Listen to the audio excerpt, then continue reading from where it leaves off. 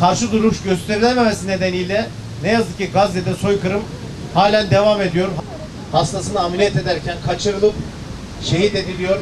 Çok üzücü sahnelere de halen şahit oluyoruz. Şehit olmuş evladının başında bir yandan hüzünlüyken hem bu soykırımı yapanların kazanç kapılarını kapatmak adına boykot yaparak selam olsun canlarıyla, kanlarıyla vatanlarında kalmanın bedelini ödeyen izzetli Gazze halkına. Selam olsun öldürülmek pahasına mesleklerinden vazgeçmeyen Gazze'nin onurlu hekim ve sağlık çalışanlarına. Selam olsun zulme sessiz kalmayan, gücü yettiğince zalimin karşısında dikilen vicdanlı insanlara. Türkiye'deki hekimler ve sağlık çalışanları olarak sessiz yürüyüşümüzün 28. haftasında bıkmadan, usanmadan Gazze için sesimizi yükseltmeye devam ettiğimizi ve edeceğimizi belirtmek istiyoruz. Yaklaşık bir asırdır işgalci Siyonist sözde devlet İsrail, Filistin'de sistematik bir şekilde katliamlar yapmakta, insanları yurtlarından zorla sürgün ederek mal varlıklarına el koymaktadır. Son olarak 7 Ekim'den itibaren süren saldırılarda yaklaşık 40.000 kişi şehit, 100.000'e yakın kişi ise yaralandı, 20.000'e yakın çocuk ise yetim kaldı. İşgalci İsrail'in Gazze'de bulunan hastanelere yönelik saldırıları katliamlara dönüşmüş, ancak söz konusu bu saldırılarda uluslararası alanda henüz bir yaptırım uygulanamamıştır. Yaptığı katliamlardan en ufak bir ders almayan terör devleti, kanına susamışçasına Refah'ta yeryüzünde en büyük insan yoğunluğu olan o küçücük alanda kara operasyonuna devam etmekte, yapılan uyarılara kulak asmamaktadır. Gazze'deki durum tam anlamıyla bir soykırımın acımasız yüzünü gösteriyor. İşgalci Gazze'yi bir toplama kampına dönüştürmüş durumda. Maalesef güvenli bir sığınak kalmamıştır. Bu vahşete sessiz kalmak, insanlığın vicdanını ayaklar altına almak demektir. Gittikçe zulmü artan işgalci İsrail'e diyoruz ki, zalimin sonu yaklaştıkça zulmü artar ve daha da azgınlaşır. Senin de sonun yaklaştı. Geçmişteki tüm zalimler gibi senin de tarihin kara sayfalarında adın geçecek ve lanetle anılacaksın.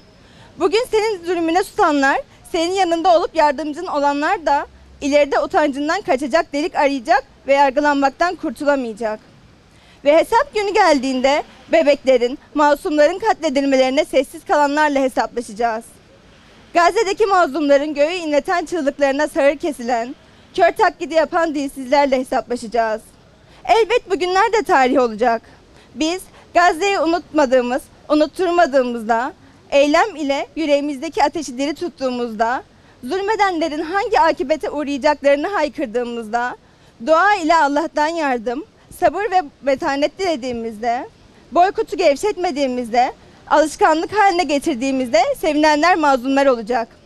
Yerel ve uluslararası sivil toplum kuruluşlarına, devletlere, sağlık kuruluşlarına, yardım ve organizasyonlara sesleniyoruz.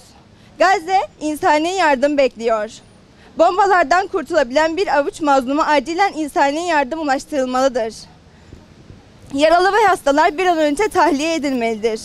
Dünyanın dört bir tarafında aynı hassasiyeti paylaştığımız nice hekim ve sağlık çalışanları adına bizler her türlü göreve hazır olduğumuzu tekrar dile getiriyoruz. Bu minvalde tüm hekimleri, sağlık çalışanlarını ve bütün vicdan sahibi insanları harekete geçmeye, bu onurlu yürüyüşte yer alarak zulme karşı durmak adına sessiz yürüyüş kervanımızda ses olmaya davet ediyoruz. Dünya yeni bir bahara gebeyken biz vicdanımızla, şuurumuzla, duamızla, eylemimizle Gazze'deki kardeşlerimizin yanındayız ve yanında olmaya devam edeceğiz. Kanıksamayacağız, normalleştirmeyeceğiz, sabırla ve azimle zulme karşı duranlar arasında olacağız. Mescid-i Aksa'yı gördüm düşümde. Bir çocuk gibiydi ve ağlıyordu. Varıp eşiğine alnımı koydum. Sanki bir yeraltı nehri çağlıyordu. Gözlerim yollarda bekler dururum. Nerede kardeşlerim diyordu bir ses. İlk kıblesi benim ulu nebinin. Unuttu mu bunu acaba herkes? Burak dolanırdı yörelerimde. Miraca yol veren hız üssüydim. Bellidir kutsallığım. Şehir ismimden her yana nur saçan bir kürsüydim. Hani o günler ki binlerce mümin tek yürek halinde bana koşardı. Hemşerim nebiler yüzü hürmetine cevabı erişen dualar vardı. Şimdi kimsecikler varmaz yanıma. Müminde yoksunum, tek ve tenhayım. Rüzgarlar silemez gözyaşlarımı. Çöllerde kayıp bir yetim vahayım. Mescid-i Aksa'yı gördüm düşümde. Götür Müslümana selam diyordu. Dayanamıyorum bu ayrılığa, kucaklasın beni İslam diyordu.